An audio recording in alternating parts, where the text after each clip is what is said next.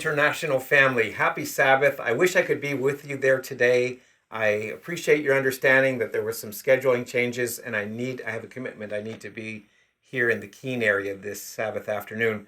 But I'm recording this for you just because I want to say hello and I want to say I am so excited about joining you for an upcoming evangelism series. All the information about the series can be found online at certainhope.org. Certainhope.org. But I was hoping to share a few things with you today, if I could, just about your involvement and how you can help make this evangelism effort a success, because you are an important part of this. It's going to matter. Your engagement will make a difference. So I just want to ask you to do 4 simple things, if I can. We can talk about more details later when I'm together with you. But today, if I could just introduce 4 simple things that I'd like you to consider doing to guarantee the success of our evangelistic effort together. Certain hope in uncertain times. That's the title of the series we'll be doing. I'll be using It Is Written's materials, and we'll talk more about how that's going to work. But for now, number 1, please, I know you're probably going to guess what's going to be the first thing out of my mouth, and that makes sense because it's the most important thing. Please pray for this upcoming series. I mean it. Don't just say, okay, I'll pray about it. I'm asking you to pray every day, every morning, every night, during the day when it's on your mind. Pray, pray, pray. Just pray that God will bless this series, that he will draw people. There are people who are hungry for truth, and he's already preparing hearts. Pray that we'll be able to connect with them and that he will bless our efforts. Pray that the enemy will not be able to dissuade them or distract them or prevent them from attending or cloud their mind when they do attend. Just please be in prayer. Let's bathe this whole series in prayer, beginning now. So I'm going to ask you to do that. Secondly, I'd like to invite you to invite your friends, invite your coworkers, invite neighbors. I know you can say, well, that's somebody else's job. No, really, there are people in your life that only you can reach.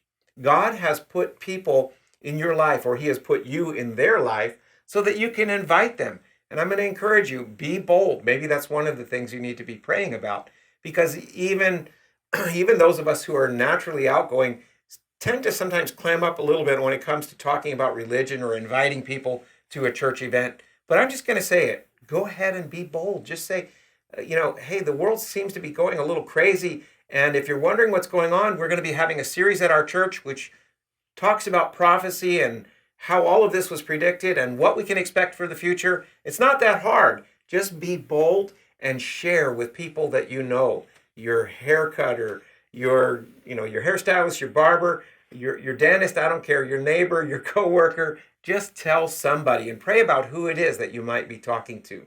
So first of all, pray for the success of the series. Secondly, invite somebody, at least one person, and be praying about who that could be. And thirdly, I'd like to invite you to volunteer and assist with the effort.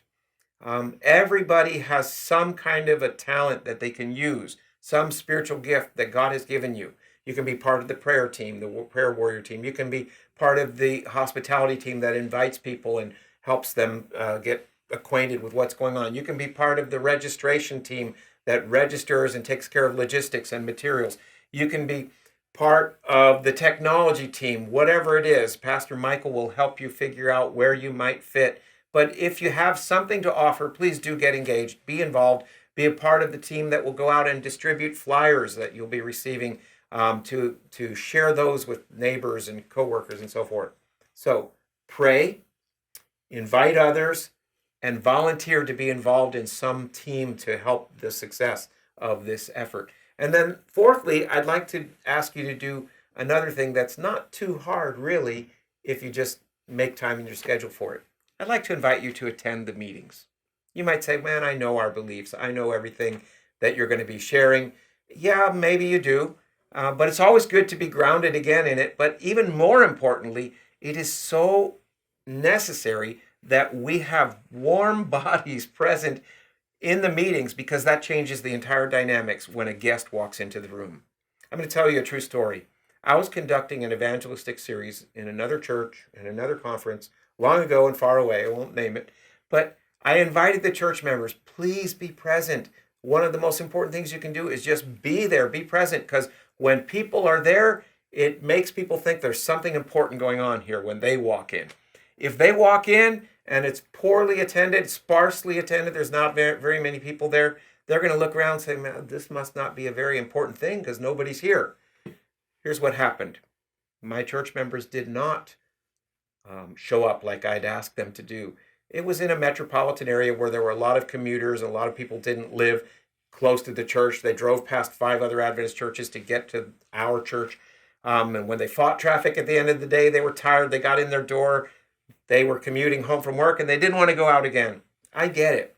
But if you will commit to just doing what you must to be there, it'll make a difference. They didn't.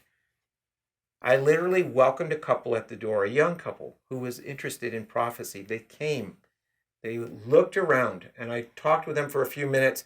And when I turned and was dealing with something else, I saw them go in, look around the room, and they slipped out and they were gone before I could catch them. They did exactly what I was fearful of. They looked around and said, nothing going on here of any importance. We're out. The other thing that happens, if there's not a crowd, people feel like they're too easily focused on. They're going to be the target for somebody to try to convince them of something. If there's a crowd, they can just kind of blend in, and if they're not comfortable in a group setting, a larger crowd will make them feel more comfortable, like they can just check this out without being noticed. So please attend the meetings. It's so important. Just be there. So there it is. Those 4 things. If you'll pray about the success of the meetings, if you will invite others to come, volunteer to be a part of some team that's going to contribute to making things happen, and fourthly, show up yourself. Just attend the meetings, because that will be a huge blessing to you and to the effort overall. Hey, I can't wait to be with you all. I look forward to sitting down together with you. We'll meet probably the day before the meetings begin. I'd like to meet with some of the team and the people who are going to be involved and have things set up. But my schedule's jam-packed between now and then, and I wished I could have been there for a Sabbath with you, but it didn't work out that way. So saying hello by video, sharing a few thoughts, and I'm just wanting to say thank you for being interested in evangelism. We have a message that really matters. It's God's message for our world in these last days. And he's challenged you to be a part of his team of evangelists. You have a part to play so that we can get the message out to the world. Looking forward to seeing you soon. The series again is Certain Hope in Uncertain Times, and you can find it at certainhope.org. God bless you. I look forward to seeing you soon.